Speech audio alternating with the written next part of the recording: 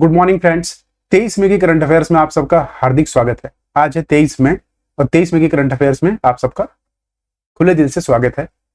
तो पहला प्रश्न है, एशियाई रिले चैंपियनशिप 2024 की मेजबानी किस देश ने की है? उत्तर पे जाने से पहले मैं आप सभी का दिल से शुक्रिया करना चाहता हूं जो लोग डेली वीडियो को देख रहे हैं, और जितना ज्यादा हो सके प्लीज चैनल को शेयर करिए। Sharing is the best way of caring, मैं हर बार कहता हूं, हर दिन कहता हूं। जो लोग पहली बार चैनल पे आए उन सभी का धन्यवाद।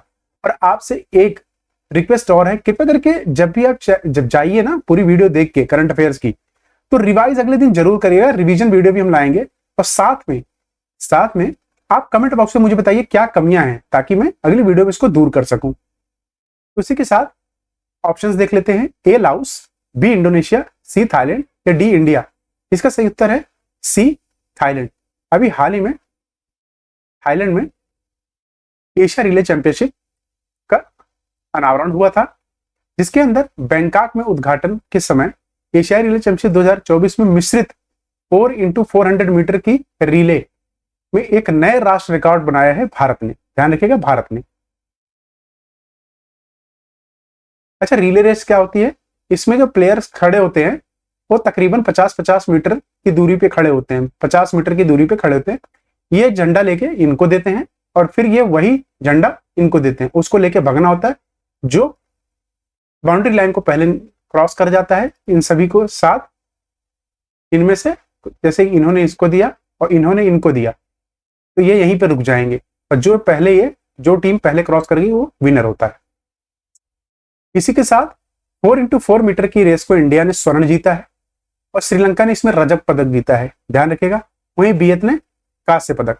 रजत पदक आपको कहते हैं सिल्वर को, कांस्य ब्रॉन्ज को। भारतीय महिलाओं की 404 मीटर रिले ने, वहीं भारतीय महिलाओं 404 रिले में रजत पदक, सिल्वर जीता है भारतीय महिलाओं ने। श्रीलंका ने महिलाओं में स्वर्ण पदक जीता है। उसी के साथ साथ 2024 का हम ग्रीष्मकालीन ओलंपिक के बारे में बात कर लेते हैं। इसको होस्ट कौन करवा रहा है? इस बार ये लंदन में, यूके में होगा। इसका शुभंकर, जिसे मस्कट कहते हैं, वो क्या है? द फ्रीजेक्ट। आपको ये देखिए, ये इमेज फ्रीजेक्ट। वहीं एशियाई खेल, जिसे एशियाड के रूप में भी जाना जाता है, ध्यान रखिए एशियाई खेल की बात कर रहे हैं, एशियाड के रूप में जाना जाता है। पहली बार नई दिल्ली में हुआ था 1951 में। वहीं आखिरी बार 2022 में चीन में हुआ था, और अगला 2026 कहां होगा? जापान में होगा। तो ये सारी चीजें हमने यहां कवर की। इसी के साथ वहीं अगला प्रश्न है कि who won Emilia Romagna Grand Prix 2024? Emilia Romagna Grand Prix 2024 किसने जीता? Sergio Perez, Max Verstappen, Lando Norris या डी लेविस हैमिल्टन। इसका सही उत्तर है बी, मैक्स वेस्टप्पन। ध्यान रखिएगा, मैक्स वेस्टप्पन ने इसको अभी हाल ही में संस्करण अपने नाम किया है। अगर मैं आपसे पूछूं इसमें सेकंड कौन आया है, तो ध्यान रखिए लैंडो नॉरिस, इनकी दूसरी पोजीशन आई है, फर्स्ट ये है। ठीक है। और ये बताइए, अगर आपसे मैं पूछूं ये हुआ कहां था, होस्ट कहां पे हो रहा था, ये आप बता सकते हैं? तो कमेंट बॉक्स में अगर आप बता सकते हैं तो प्लीज इसका उत्तर दीजिए। वहीं इसी के साथ साथ कुछ और इंपॉर्टेंट पहलुओं पे इसके नजर डाल लेते हैं। फार्मूला 1 की उत्पत्ति 1920 के दशक में यूरोप में हुई थी, जिसे मोटर रेसिंग चैंपियनशिप के नाम से जाना जाता था। 1930 तक ऐसे ही चला। उसके बाद 1950 में फाइनली इसको फार्मूला 1 नाम दे दिया जाता है। वहीं F1 formula 1 open wheel single seater formula, ध्यान रखिए सिंगल सीटर होती है रेसिंग कारों की, अंतरराष्ट्रीय रेसिंग का उच्चतम वर्ग है, इससे ऊपर कोई रेस होती ही नहीं है। वह जिम्मेदार निकाय फेडरेशन, इसके जिम्मेदार कौन लेता है, कौन करवाता है पूरे विश्व में? तो फेडरेशन इंटरनेशनल ऑटोमोबाइल FIA इसको आयोजित करती है। अब कितने प्रकार के इंजन होते हैं ध्यान रखिए, मतलब कौन कौन सी कंपनी के इंजन है? 1, 2, 3, 4। सिर्फ फेरारी, होंडा, मर्सिडीज और रेनॉल्ट, बाकी कोई भी कंपनी का इंजन इसके यहां अलाउड नहीं होता। सिर्फ यही है जो पार्टिसिपेट कर सकती हैं, ध्यान रखिएगा। वही अगला प्रश्न है, what is the theme of the international day for biological diversity 2024? जैव विविधता 2024 के लिए अंतरराष्ट्रीय दिवस का विषय क्या है? जैव विविधता से आप क्या समझते हैं? जैव विविधता होती है कि जो भी आपके एनवायरमेंट में, जो भी आपके इकोसिस्टम में जितने भी, चाहे वो एनिमल है, जानवर हैं, या फिर एक्वाटिक एनिमल है, पानी में रहने वाले एनिमल हैं, पंछी हैं, इन सभी के प्रकार, मतलब कितनी विविधता है, प्रकार, उन सभी की संरक्षण, ध्यान रखिए, उसे जैव विविधता कहते हैं। जैव विविधता क्या है? Bio means life, diversity mean उनके प्रकार। तो किसी भी प्रकार की जो डाइवर्सिटी है, जो आपके इर्द गिर्द है, चाहे वो जानवर की हो, चाहे पेड़ पौधों की, चाहे जिस चीज की भी, उसकी थीम इस बार क्या रखी गई 2024 की, जो कि हाँ, option A agreement to action, option B a part of a plan, option C future for all life, option D save diversity. इसका सही उत्तर है B a part of the plan, योजना का हिस्सा। अच्छा, जैव विविधता दिवस हम कब मनाते हैं? ध्यान रखिएगा 22 मई को, 22 मई को, ये आपको ध्यान रखना है। उसी के साथ हम देख रहे हैं अंतरराष्ट्रीय जैविक दिवस, आईडीबी जिसे फुल शॉर्ट फॉर्म में है, की स्थापना संयुक्त राष्ट्र ने, यूएन ने की थी 1993 में। 22 मई को प्रतिवर्ष मनाया जाने वाला आईबीडी का उद्देश्य क्या है? इसका उद्देश्य क्या, ऑब्जेक्टिव, जैव विविधता के मुद्दों के बारे में जागरूकता बढ़ाना, उनकी संरचना करना, ध्यान रखें संरक्षण, उनकी संरक्षण करना, साथ में सेव करना, जिसे कहते हैं उनको सेव करना, साथ में लोगों को जागरूकता करना। वहीं संयुक्त राष्ट्र की स्थापना 1945 में हुई थी, जब दूसरा विश्व युद्ध, वर्ल्ड वार 2 जब खत्म हुआ था, तो विश्व में शांति स्थापित करने के लिए, पीस और सिक्योरिटी के लिए, इसका किसका 1945 में उस संयुक्त राष्ट्र की स्थापना की गई थी। वहीं संयुक्त राष्ट्र यूएन के 6 प्रमुख अंग है, ध्यान रखें कितने हैं? 6 प्रमुख अंग है, और इससे कुल सदस्य कितने हैं? 193, 193 कंट्रीज, ये आपको ध्यान रखना है। 193 देश इसके सदस्य हैं। 6 अंगों में से सबसे बहुमूल्य अंग है UNGC, United Nation General Council, UNSC, United Nation Security Council, ICJ, International Court of Justice, the सचिवालय जिसे बोलते हैं द सेक्रेटेरिएट, और इकोनॉमिक एंड सोशल काउंसिल, ये आपको ध्यान रखें। उसके बाद ट्रस्टीशिप काउंसिल, ये प्रमुख 6 अंग हैं यूएन के। वहीं संयुक्त राष्ट्र महासभा जिसे अंगा कहते हैं, यूएनजीए, इसकी स्थापना 1945 में हुई थी, ये आपको ध्यान रखना है। और वहीं आईडीबी की मैंने बताया था 1993, ये आपको ध्यान रखना है। इसका मुख्यालय है न्यूयॉर्क शहर, संयुक्त राज्य अमेरिका, ध्यान रखिएगा, न्यूयॉर्क शहर, संयुक्त राज्य अमेरिका। वहीं अगले प्रश्न की तरफ बढ़ते हैं। अगला प्रश्न है, सिरबाज खान किस देश से हैं जिन्होंने हाल ही में ऑक्सीजन के बिना माउंट एवरेस्ट फतह किया है? ए अफगानिस्तान, बी तुर्कमेनिस्तान, सी पाकिस्तान, या डी उज्बेकिस्तान। इसका सही उत्तर है सी, वो पाकिस्तान के नागरिक हैं जिन्होंने हाल ही में ये फीट अपने नाम किया है। बिना ऑक्सीजन के इतनी ऊंचाई पे चढ़ना बहुत ही अपने आप में काबिले तारीफ बात है। उसके साथ ये देख लेते हैं सबसे पहले कौन थे। तो सबसे पहले थे साजिद सदपारा, जो कि पाकिस्तान के थे, ठीक है, पाकिस्तान के थे, पहली बार बिना ऑक्सीजन के चढ़े थे। और ध्यान रखिएगा सिरबाज खान पूरक है, जो कि माउंट एवरेस्ट पर चढ़ाई की, जिसके यह उपलब्धि हासिल करने वाले केवल दूसरे पाकिस्तानी बन गए हैं। वही सबसे ज्यादा बार कामिर रीता शेरपा 30 बार इन्होंने माउंट एवरेस्ट पे चढ़ी, ठीक है। वही पहले पर्वतारोही के शिखर पर पहुंचने की पुष्टि हुई थी, वो कौन थे? एडमंड हिलरी, जो कि न्यूजीलैंड के थे, और तेंजिंग नार्गे, जो कि नेपाल के थे। ये पहली बार जिसे कहते हैं फतेह की थी इन्होंने माउंट एवरेस्ट की। एक बार शिखर सम्मेलन करने वाली पहली महिला जुनको तोबई, जो कि जापान की थी, एक बारी में शिखर सम्मेलन करने वाली पहली महिला। जब पूछा जाए पहली महिला तो ध्यान रखिएगा जुनको तोबई, जापान की। एवरेस्ट साउथ बेस कैंप से सबसे तेज चढ़ाई करने वाले कौन है? वो है लाकपा गेलू शेरपा, नेपाल की हैं। वही माउंट एवरेस्ट को सागर माथा के नाम से जाना जाता है, कहां पे? नेपाल में। ध्यान रखिएगा ऊंचाई कितनी है इसकी?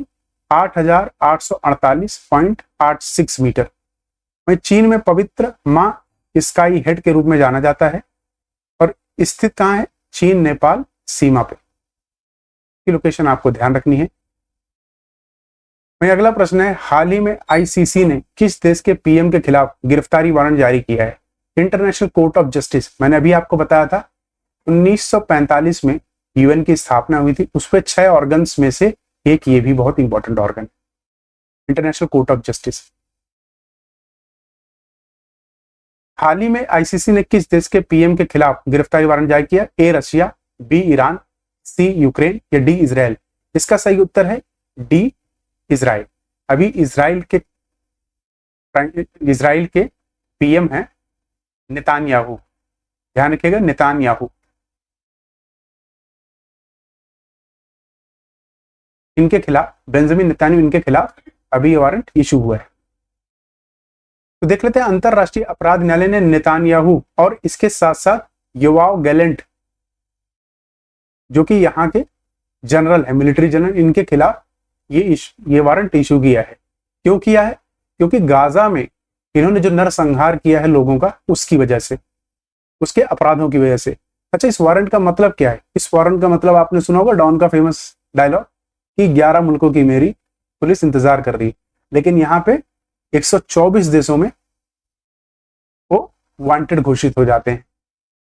तो अंतरराष्ट्रीय न्यायालय 1945 में आपको बताया था, यह संयुक्त राष्ट्र के 6 अंगों में से एक अभिन्न अंग है। इसका मुख्यालय कहाँ है? हेग, नीदरलैंड, ये आपको ध्यान रखना है। वही इंटरनेशनल कोर्ट ऑफ जस्टिस में कितने पूरे न्यायाधीश हैं? टोटल 15 हैं। इसके पैनल में इंडिया का कौन शामिल है? न्यायाधीश दलवीर भंडारी।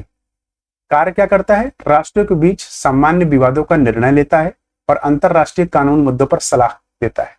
लेकिन अभी हाल ही में देखा गया है, चाइना जैसी कंट्री इनके उद्देश्यों को मानने से मना कर देती है। इनके निर्णयों को कई बार उन्होंने नहीं माना है। साउथ चाइना सी का अगर हम मामला ले लें, उसी के साथ आप इजराइल की एक बार लोकेशन देख लीजिए। अगर आप इजराइल की लोकेशन देखेंगे तो ये देखिए, ये आपका मेडिटेरियन सी, ध्यान रखिएगा। ये इजिप्ट की राजधानी क्या है? कमेंट बॉक्स में आप मुझे बताइए। इजराइल का ये देखिए, ये पहले पूरा सारा ये पैलेस्टीन हुआ करता था, ध्यान रखिए। जब इजराइल यहाँ बसा तो धीरे धीरे इन्होंने बाकी लोगों को भगाना शुरू कर दिया। अब पैलेस्टीन सिर्फ गाजा पट्टी वेस्ट बैंक में सिमट कर रह गया है। इसकी कैपिटल क्या है इजराइल की? जेरूसलम। गाजा यहीं पे ही पूरा वार हो रही है। कई बार क्वेश्चन पूछ जाता है हाइफा कहाँ पर है, तो ध्यान रखिएगा ये सब इजराइल में है। गोलान हाइट्स इजराइल के बगल में है। लेबनान की बाउंड्री टच होती है, सीरिया की बाउंड्री टच होती है, जॉर्डन की, इजिप्ट की, ये ध्यान रखिएगा। उसके बाद अगले प्रश्न में चलते हैं। किस देश ने एआई पर पहले विश्वव्यापी नियमों को अंतिम मंजूरी दी है? A European Union, B African Union, C USA या डी चाइना? इसका सही उत्तर है यूरोपियन यूनियन, यूरोपीय संघ ने, जिसके अंदर टोटल 27 देश का समूह है। ये ध्यान रखिएगा, इन्होंने अभी इसकी मंजूरी दी है। अच्छा, इसकी कैपिटल कहाँ है? ब्रुसेल्स, ध्यान रखिएगा, ब्रुसेल्स की कैपिटल। उसी के साथ आइए कुछ इंपॉर्टेंट पहलू इसके देख लेते हैं। यह अधिनियम यूरोप संघ के भीतर संज्ञानात्मक व्यवहार, हेर फेर और सामाजिक स्कोरिंग में शामिल एआई सिस्टम पर प्रतिबंध लगाएगा। ध्यान रखिएगा इन सब चीजों से कि behavioural manipulation, social scoring, cognitive, इन सब चीजों से एआई से, देखो एआई का जैसे जैसे धीरे धीरे डेवलपमेंट हो रहा है वैसे वैसे इसकी कमियां सामने आती जा रही हैं।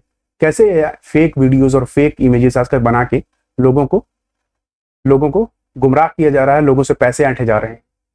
वहीं यूरोपीय संघ की स्थापना कब हुई थी?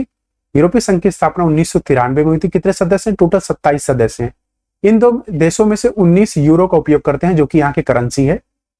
8 यूरोपीय संघ के सदस्य हैं बुल्गारिया, क्रोएशिया, चेक गणराज्य, Denmark, Hungary, Poland, Romania, Sweden, जो यूरो का उपयोग नहीं करते हैं। ये भी आपको ध्यान रखना है। राजधानी क्या है? ब्रुसेल्स, मैंने आपको बता दी थी। वहीं अफ्रीका संघ के बारे में थोड़ा सा जान लेते हैं, जिसमें 55 सदस्य हैं। मुख्यालय है अदीस अबाबा, इथोपिया की कैपिटल है।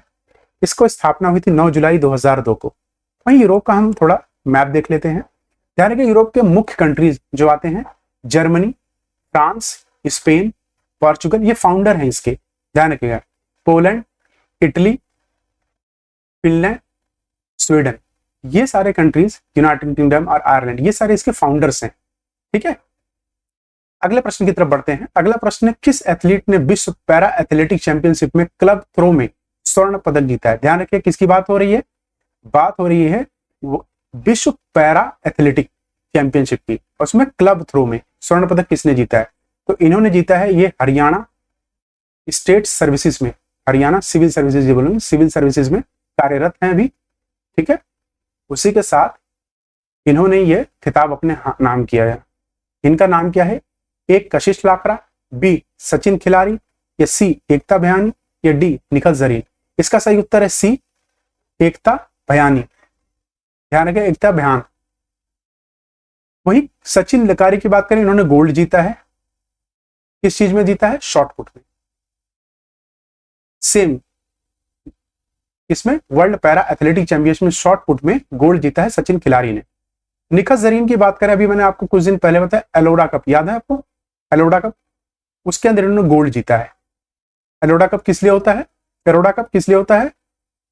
एरोडा कप किस लिए होता है और हुआ कहां था? अस्टाना। अस्टाना किसकी राजधानी है? अस्टाना किसकी राजधानी है? मुझे कमेंट बॉक्स में बताइए। देखिए सारी चीजें अगर मैं आपको यहां बता दूं, आप बिल्कुल रिलेट नहीं कर पाओगे चीजों को। अस्टाना किसकी राजधानी है? मुझे कमेंट बॉक्स में बताइए। और निखत जरीन ने यहाँ पे गोल्ड जीता था एरोडा कप में। ठीक है, एरोडा कप किस चीज के लिए होता है? बॉक्सिंग, ध्यान रखिएगा, बॉक्सिंग से संबंधित। उसके साथ कुछ आइए देख लेते हैं कि भारत की एकता भयान ने महिलाओं में F51 क्लब थ्रो स्पर्धा में स्वर्ण पदक जीता है। वहीं सचिन खिलाड़ी ने, मैंने आपको बताया, शॉटपुट में स्वर्ण पदक जीता है। भारत ने अब तक 5 स्वर्ण, 4 रजत, 3 कांस्य के साथ 12 पदक टोटल जीत लिए हैं। जब हम वीडियो बना रहे, हो सकता है भारत 13वां पदक जीत चुका हो। वो सिटी कहां हो रही है? Kobe, Japan. उसी के साथ देखिए 2023 में कहां हुआ था? ये पेरिस में हुआ था। ठीक है, फ्रांस, पेरिस, विश्व पैरा एथलेटिक चैंपियनशिप। आपको याद रखनी सारी चीजें ताकि भूले ना। वही थोड़ा सा देख लेते हैं हम, ICC T20 women world cup 2024 कहां हो रहा है? ये देखिए, इसकी मेजबानी करेगा बांग्लादेश। और साथ में आईसीसी T20 पुरुष विश्व कप 2024 मेजबानी कौन करेगा? यूएसए और वेस्ट इंडीज। वही बैलन डी और पुरस्कार पुरुष में किसे मिला है? लियोनेल मेसी, जो कि अर्जेंटीना के प्लेयर है। वही बैलन डी और पुरस्कार महिला में किसको मिला है? महिला में एटाना बेनमती को, जो कि स्पेन की है। वही 21वां फीफा वर्ल्ड कप 2024 शुभांकर क्या है इसका? मतलब मस्कट ईसा, जिसमें अर्जेंटीना ने फ्रांस को हराया था। 21वां 2022 में होता है, अर्जेंटीना ने फ्रांस को हराया था फाइनल में। वही 22वां वर्ल्ड कप कहां होगा? 2026 में होगा। यूएसए, कनाडा, मैक्सिको, 3 कंट्रीज में होगा। 23वां कब होगा FIFA World Cup? FIFA World Cup 23वां होगा 2034 में सऊदी अरेबिया का पूरी तरह इसी में होगा। सऊदी अरेबिया की कैपिटल क्या है? मुझे कमेंट बॉक्स में बताइए। भाई 22वें एशियाड खेलों की मेजबानी सऊदी अरब 2034 में करेगा। तो 2034 में दोनों होंगे, एशियाड खेल्स जिसे एशियन गेम्स भी बोलते हैं और फीफा भी। पहला यूथ गेम्स 2024 में हुआ था, यूएई ने होस्ट किया था और टॉप 20 में यूएई रहा था। फिर से मैं बोलूंगा, यूएई की कैपिटल बताइए। ठीक है, अगले प्रश्न की तरफ चलते हैं। वही अगला प्रश्न है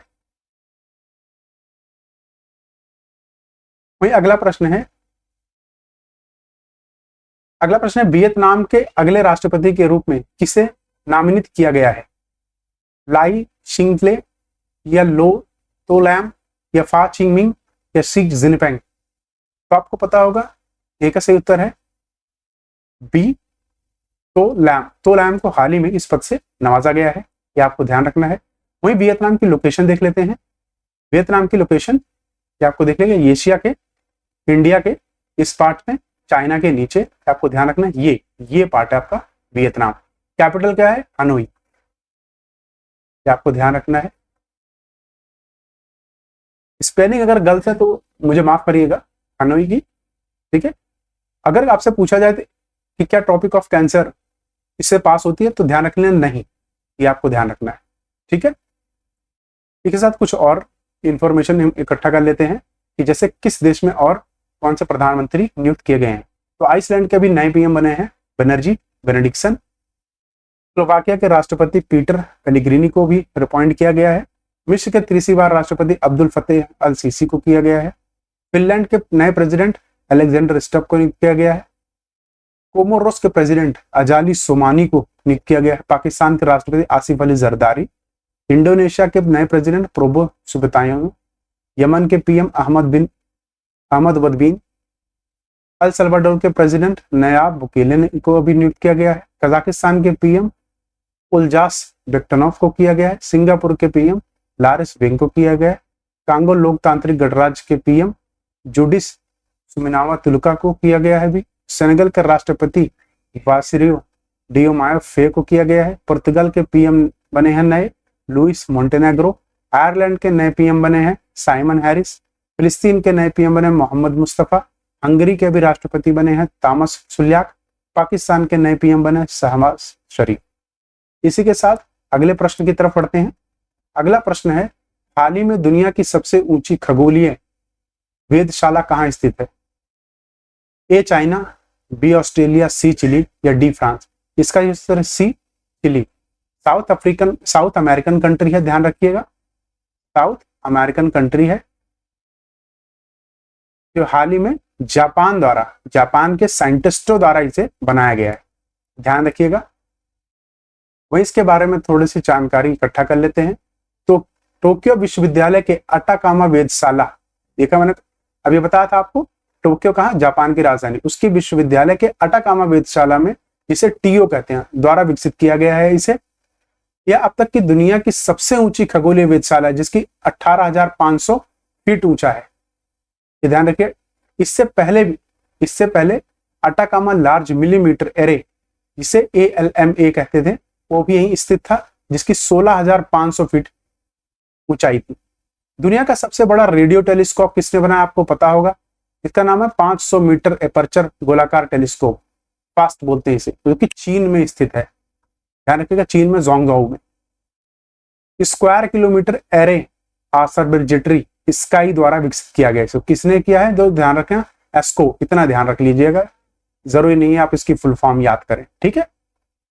वही जरा सा इसका हम मैप देख लेते हैं कि कहाँ स्थित है। देखिए आपको, देखिए अटाकामा डेजर्ट, ये चिली है, ध्यान रखिएगा, ये आपका चिली है, और यहीं पे अटाकामा डेजर्ट में यहीं पर ये स्थित है। एंडीज माउंटेन आपका यहाँ से यहाँ तक है, ये पूरा ये श्रृंखला एंडीज माउंटेन की ये चलेगी, और ये डेजर्ट। अच्छा, यहाँ स्थित करने का कारण क्या है कि हमेशा जब भी कोई ऐसी ऑब्जर्वेटरी लगाई जाती है, सबसे देखा जाता है कि वहां पे वातावरण कितना संतुलित रहता है, ठीक है, संतुलित वातावरण के कारण यहाँ लगाया गया है। तो ध्यान रखिएगा, अगर संतुलित वातावरण नहीं होगा तो वही प्रॉब्लम देता है, तो संतुलित वातावरण बहुत जरूरी है। वाटर वेपर यहाँ पर कम है, वाटर वेपर भी बहुत कम है, तो यही काम है। ध्यान रखिए, पेंटागोनिया डेजर्ट भी यही है, पैम्पास ग्रासलैंड भी यही है, ठीक है, गुएना हाईलैंड्स भी यही है। तो सब चीजें कई बार एग्जाम में पूछ ली आती है। अगले प्रश्न की तरफ चलते हैं। अगला प्रश्न है, एमिलिया रोमांगना का ग्रैंड प्रिक्स 2024 किसने जीता? Sergio Perez, Max Verstappen, Lando Norris या लेविस हैमिल्टन? तो ध्यान रखिएगा, इसका सही उत्तर है डी, लेविस हैमिल्टन।